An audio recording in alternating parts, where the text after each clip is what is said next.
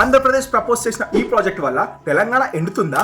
ఎలా? ఏపీలోని రాయలసీమ ప్రాంతం అనేది డ్రాట్ ప్రోన్ ఏరియా, ఎందుకంటే ఇక్కడ వర్షాలు చాలా తక్కువగా కురుస్తుంటాయి. సో అగ్రికల్చర్ కి, ఇండస్ట్రీస్ కి డ్రింకింగ్ వాటర్ ఫెసిలిటీస్ అనేవి చాలా తక్కువ. సో దీన్ని దృష్టిలో పెట్టుకొని ఈ ఏరియాని ఫెర్టైల్ చేయడానికి ఏపీ గవర్నమెంట్ 82,000 కోట్లతో బంకంచెర్ల ప్రాజెక్ట్ ను నిర్మించబోతుంది. సో ఇప్పుడు ఈ ప్రాజెక్ట్ గురించి క్లియర్ గా తెలుసుకుందాము. ఈ ప్రాజెక్ట్ అనేది మొత్తం 4 ఫేజెస్ లో ఉంటుంది. First phase Polavaram right canal లో 17,500 క్యూసెక్స్ నుంచి 38,000 క్యూసెక్లకు పెంచుతారు. గోదావరిలో ఉన్న సర్పస్ లివర్ ని పోలవరం నుంచి కృష్ణా రివర్ లోకి డైవర్ట్ చేస్తారు. ఫేజ్ 2 లో తాడిపూడి లిఫ్ట్ ఇరిగేషన్ స్కీమ్ నుంచి 1,400 క్యూసెక్ల నుంచి 10,000 క్యూసెక్లకు పెంచడం. ఫేజ్ 3 గుంటూరు డిస్టిక్ లోని బొల్లపల్లిలోని రిజర్వాయర్ ను నిర్మించడం. ఈ రిజర్వాయర్ లోకి వాటర్ లిఫ్ట్ చేయడానికి హరిశ్చంద్రపురం, లింగాపురం, వాయనంద, గంగిరెడ్డి, నకరేకల్లిలో వాటర్ లిఫ్ట్ లు నిర్మిస్తారు. నెంబర్ 4 బొల్లపల్లి రిజర్వాయర్ నుంచి వాటర్ ఛానల్ ద్వారా నల్లమల్ల అడవి నుంచి వెలగొండ రిజర్వాయర్ నుంచి బంకంచెర్ల రిజర్వాయర్ లోకి వాటర్ ను పంపిస్తారు. సో ఈ బంకంచెర్ల రిజర్వాయర్ నుంచి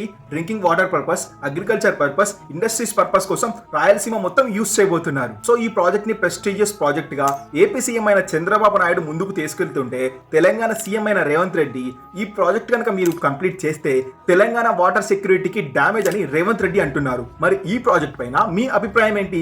కింద కామెంట్ చేసి చెప్పండి.